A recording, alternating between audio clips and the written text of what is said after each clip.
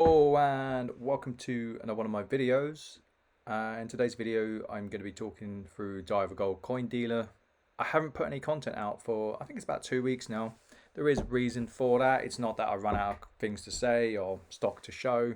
I have had a couple of bits come in, but I've been overly busy with a large stamp order. So by large, I mean I individually went through over 50,000 stamps. I can tell you the exact amount. So basically, I had to rip them out, sort them out, bag them up. There was that's the wrong spreadsheet. 50,215 stamps, plus some barcoded. So let's call it 50,300 stamps that I individually went through. That's why you haven't heard from me. That's why you haven't seen any coins. That's why I haven't given any nuggets of information like I said I would. That's still in the plan. I've got my little black book somewhere. So this book, it's got all my ideas in terms of content I want to put out. I just need to line them up and put them out. It's going to be incredibly busy for me for the rest of the month as well. Like I've got an auction lot coming in. So there was over 1,000 lots. I ended up winning 41. That auction alone is probably worth, with the current rise, about 1,500 quid to me. So that's going to be a nice video for you guys. A lot of variety. I'll run through the rationale of why I bought what I bought. I'll go through the good stuff, like the really good stuff.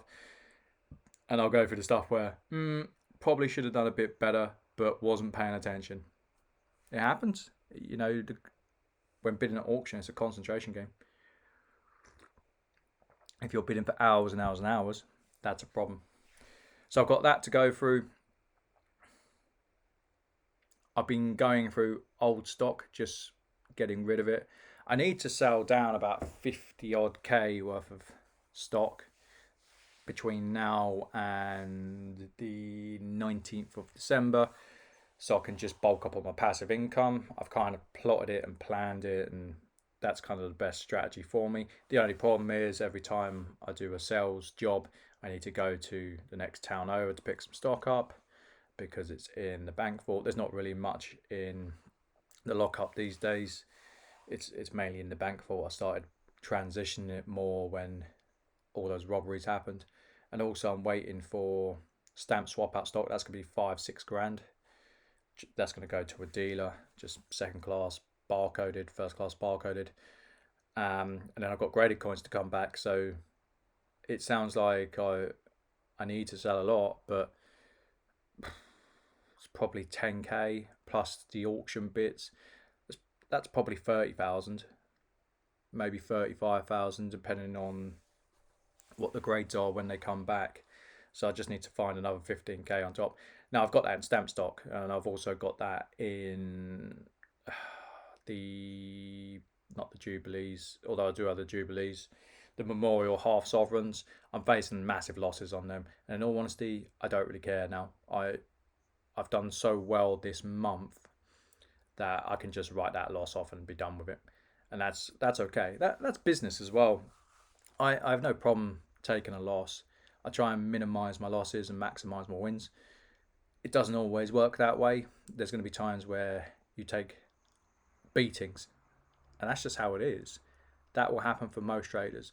The problem is it's kind of it's a strange one, because the greedier you are in coin dealing, the more you cover your downside, but the less stock you get.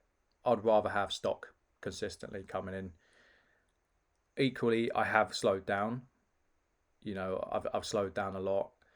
I'd rather do a few auctions. I'm not dealing with people that are annoying me anymore, so I'd rather just do a few auctions, pick off what I need, just so I can pick up a few coins that I like. I was eyeing up an 8 Scudo. There was a gentleman who left me a comment. I have read the comments, by the way. I haven't responded to any of them, but he said, there's an 1817 proof sovereign on Heritage. And I thought, I'll look at that. I wish I hadn't. I'm nowhere near that level of ownership. You know, this is what some people fail to understand. Business is about levels. Life is about levels. You know, I can afford that coin. I can. I'll go out there. I'll sell what I've got. It's dead money for me.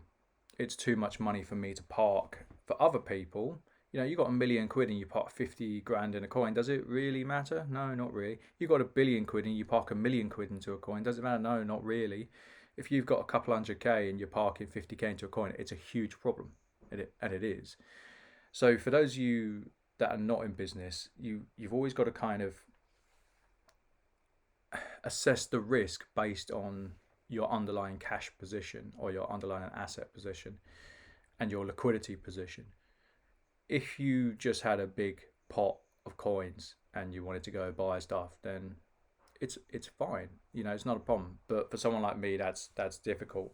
Like I kind of do this. Like when I bought that 1817 for, I think it was 3-4 something I paid for it.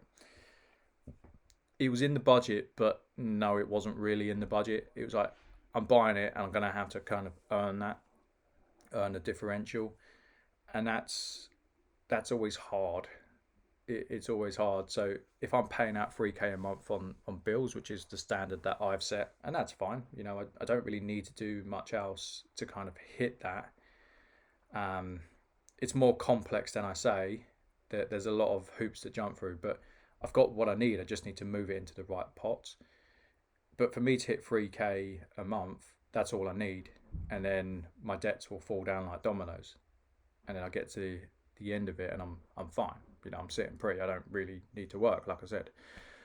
But for me to buy a 3k coin, ideally I need a 6k month, which is what I used to do. But that's a lot of coin to shift. That's a lot of stamps to sell. And that's harder than people think, because a lot of coin trading is bread and butter coin trading.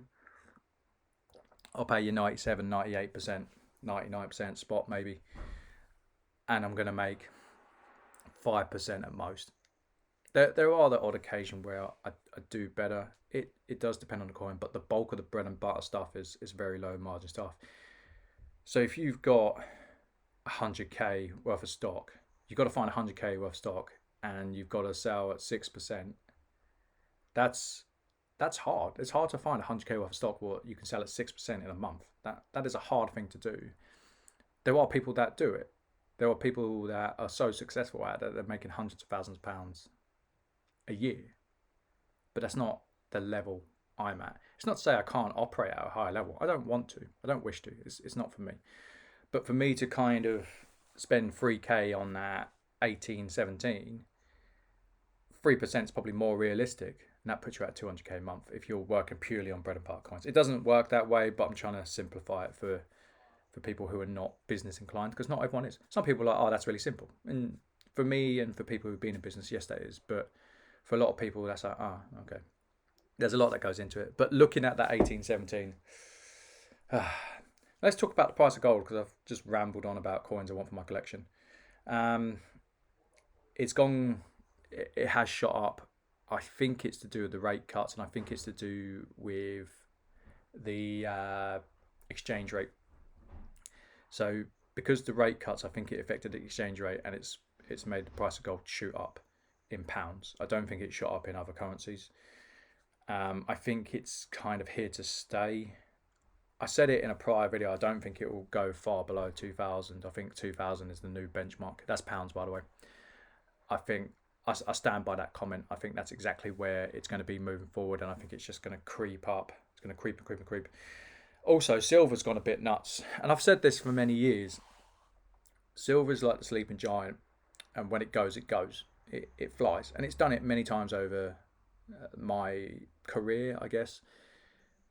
And it's done that now, which is a bummer for me, because it's the second time that I've been caught short on silver flying, because I've got either bored or I've had a cash call and I'm looking at my stock thinking, I'll just be done with it. And yeah, it's twice I've done that now, where I've sold it right before the bigger increase.